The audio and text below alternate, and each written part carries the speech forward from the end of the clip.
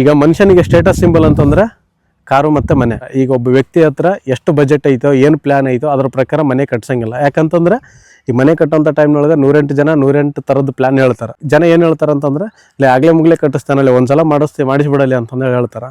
So ಹಂಗೆ ನೋಡಿಕೊಂಡು ಎಲ್ಲ ಪ್ಲ್ಯಾನ್ಸ್ ಕೂಡ ಇಂಪ್ಲಿಮೆಂಟ್ ಮಾಡ್ಕೊಂತ ಇನ್ನೊಂದು ಇರ್ತೈತೆ. ಅವ್ರು ಯಾರೋ ಕಟ್ಸಿದಾರ ತಮ್ಮ ರಿಲೇಟಿವ್ಸ್ನೊಳಗೆ ಅಂತಂದೇಳಿ ಅದಕ್ಕಿಂತ ದೊಡ್ಡದಾಗಿ ಮಾಡಮ್ ಅಂತಂದೇಳಿ ಇನ್ನೂ ಸ್ವಲ್ಪ ಜಾಸ್ತಿ ಬಜೆಟ್ ಮಾಡ್ಕೊಂಡು ಇನ್ನೂ ಸ್ವಲ್ಪ ಜಾಸ್ತಿ ಲೋನ್ ಮಾಡ್ಕೊಂಡು ಮನೆ ಟ್ರೈ ಮಾಡ್ತಾರೆ. ಅಂಥ ಟೈಮ್ನೊಳಗೆ ಏನಾಗ್ತೈತಿ, ನಾಳೆ ಈ ಹೇಳಿದ್ರೆ ಯಾರು ಕಂತು ಕಟ್ಟಂಗಿಲ್ಲ. ನಿಮ್ಗೆ ನಿಮ್ಮ ಬಜೆಟ್ ಎಷ್ಟೈತಿ, ನಿಮ್ಮ ಪ್ಲ್ಯಾನ್ ಎಷ್ಟೈತಿ ಅಷ್ಟೇ ಮಾಡ್ಕೊಂಡ್ರೆ ಬೆಟ್ರ್.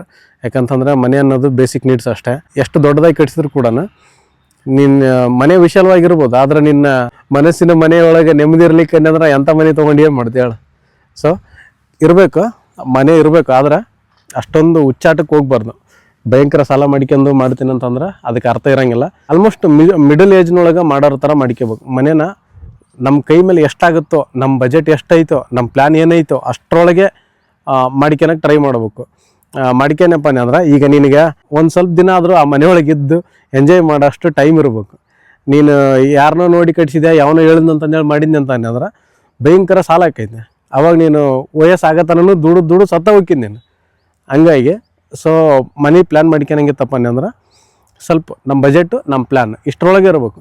ಒಂದು 30% 40% ಲೋನ್ ಮಾಡ್ಕೊಂಡ್ರು ಕೂಡ ಪರವಾಗಿಲ್ಲ. ಆಲ್ಮೋಸ್ಟ್ ಉಳಿದಿದ್ದೆಲ್ಲ ನಮ್ಮದೇ ಇರಬೇಕು.